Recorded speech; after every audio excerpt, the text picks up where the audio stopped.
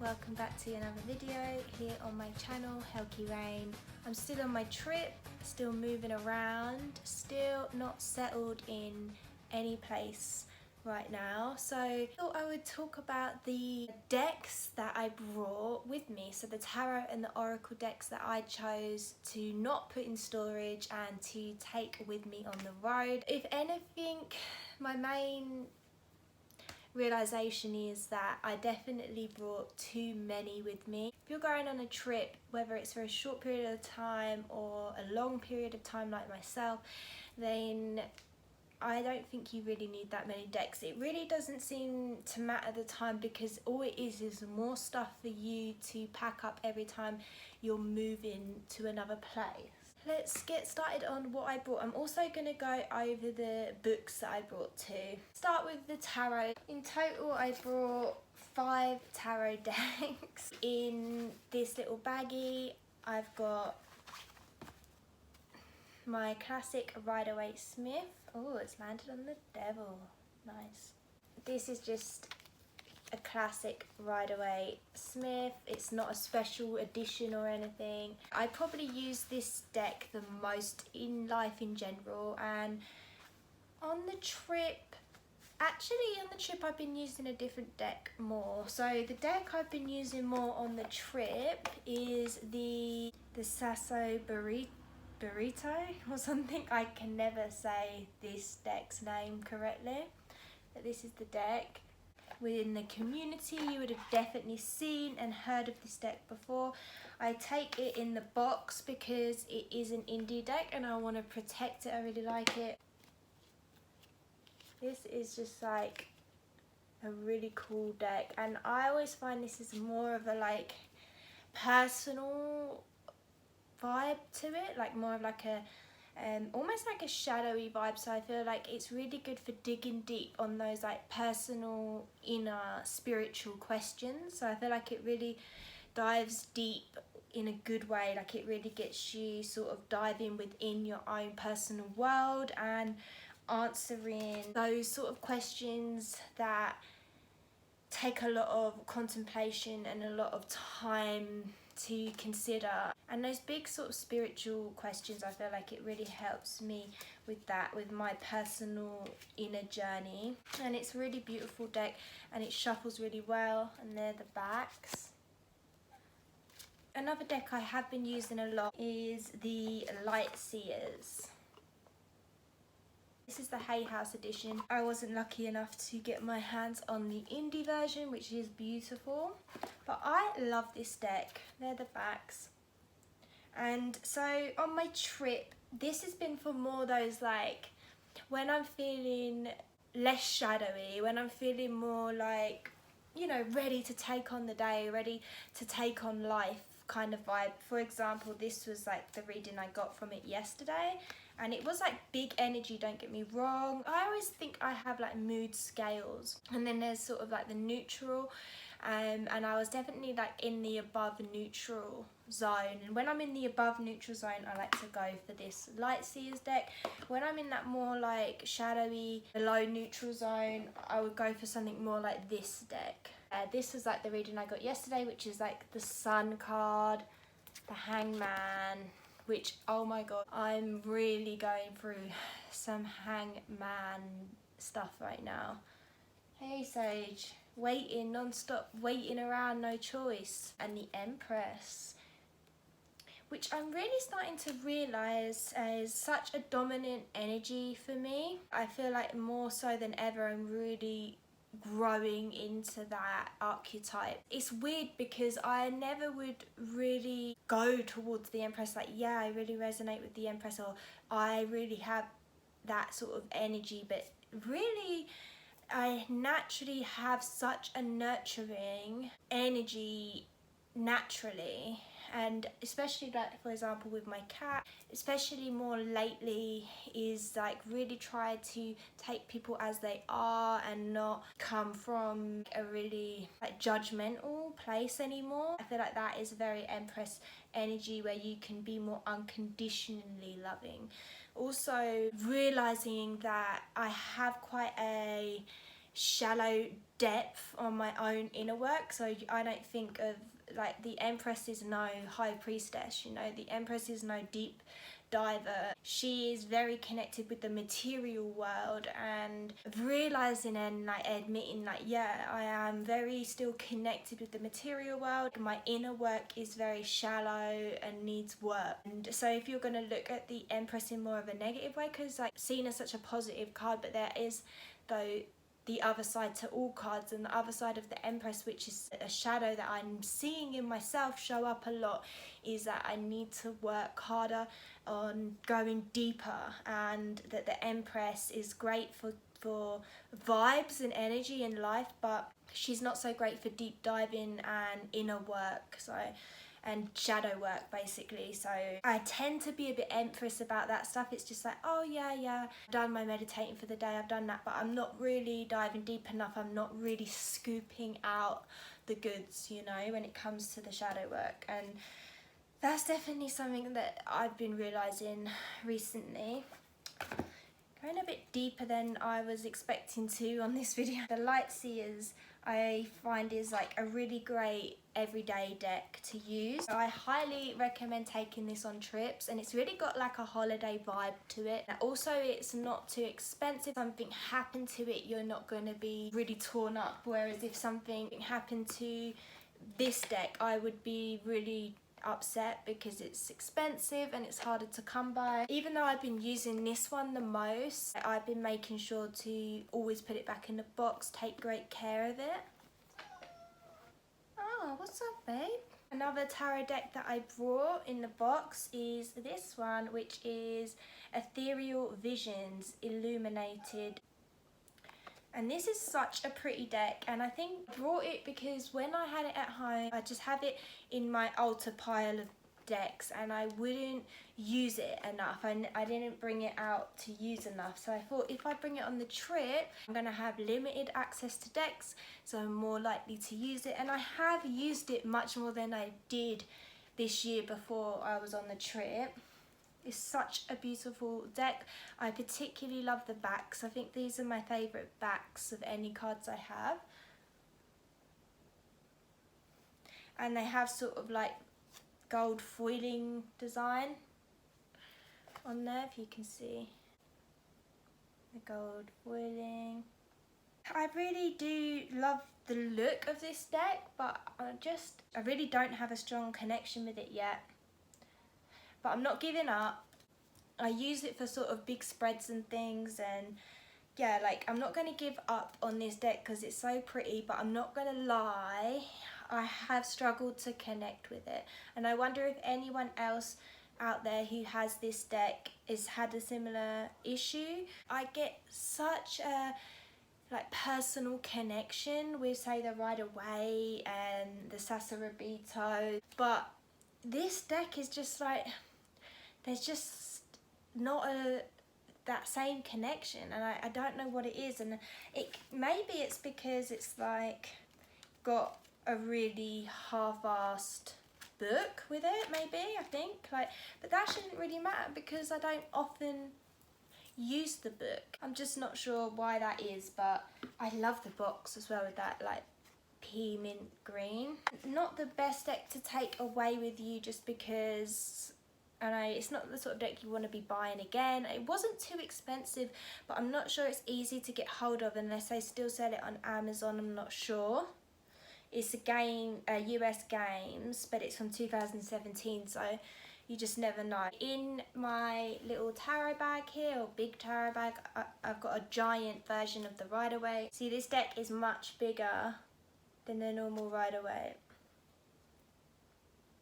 It's got more of like a blue than a green tones to it. So it's like a different sort of colour vibe as well, weirdly.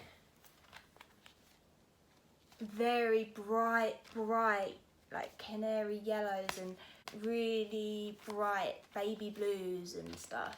When you really want to get a good close look at the image, like you can see all the details much more clearer in these bigger cards. Probably not necessary for me to bring them because I've already got the little one, and I always go for the little one because it's easy to shuffle. I brought my sketch pad and stuff, and say if I want to sketch out a card, it's always easier to use the bigger deck, and I don't know, like, I just brought it. It probably really wasn't necessary. I'm gonna go a bit quicker now because it's getting long already. Oracle decks. My favourite Oracle deck that I brought with me, I recently, while I was on my trip, I did a walkthrough of the Legendary Ladies Goddess deck. So yeah, if you want to have a look through that deck, I recently did a walkthrough. So I love this deck, I love the artwork.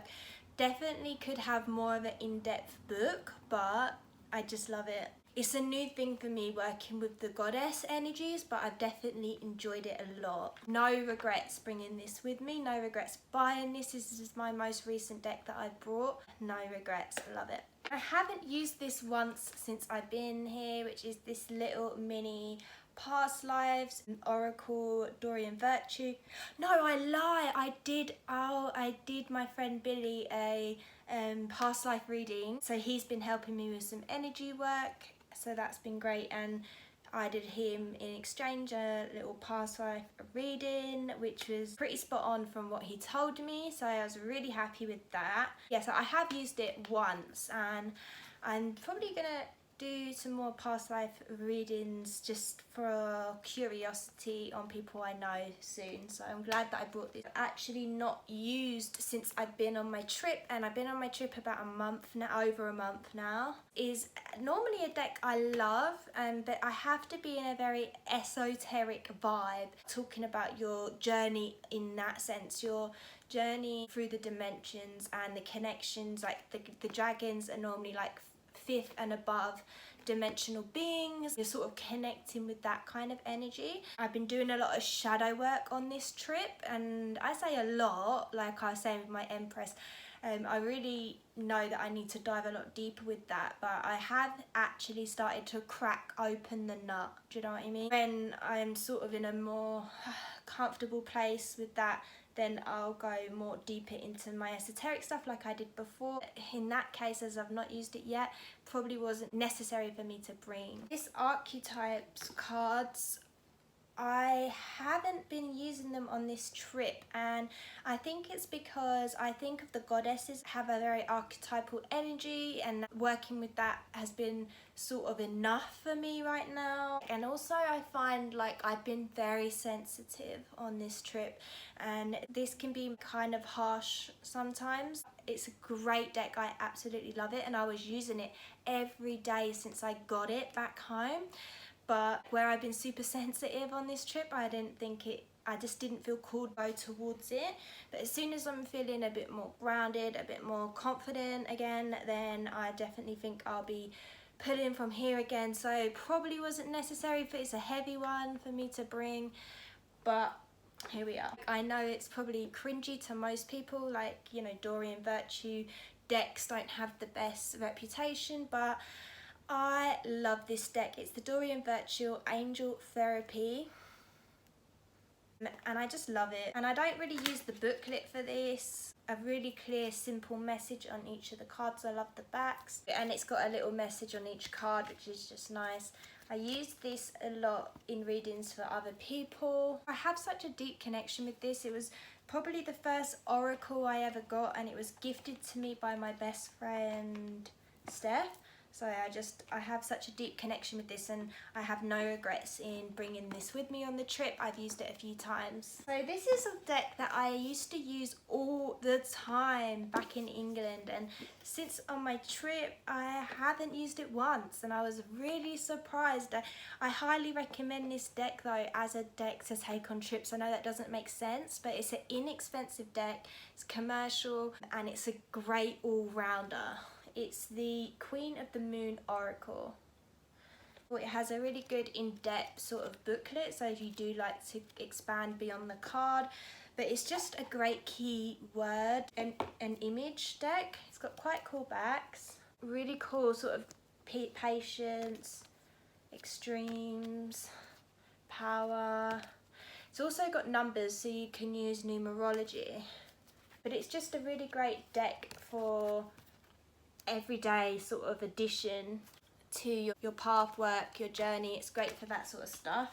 If I'm doing readings for someone, I normally always use the Queen of Moon Oracle, and for myself I would normally use it, but for some reason I've just been drawn to other cards, other decks, and this was one of the other decks that I was super drawn to, and this is the last deck I have to show you. So this is the Earth Magic Oracle, and this, a lot of people have this one.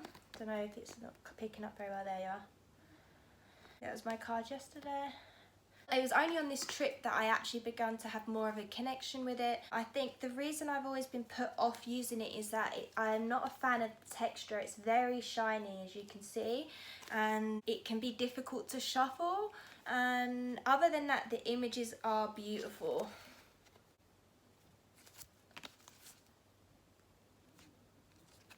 A really great nature deck, and I'm such a big fan of nature. I'm looking at mountains right now. Like, I have such a beautiful view. So this is my view.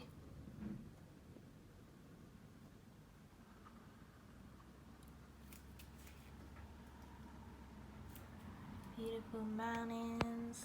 I've been really enjoying this, and I've been using this very regularly. Like, every time I do a tarot reading, I normally will pull from this. In here, I brought a load of crystals because I just wanted to feel safe. I feel like crystals really protect, and not that I feel like I need protection, but it's more like ups the vibe for me in the room. So I've got not all of my big crystals, but all my small crystals here.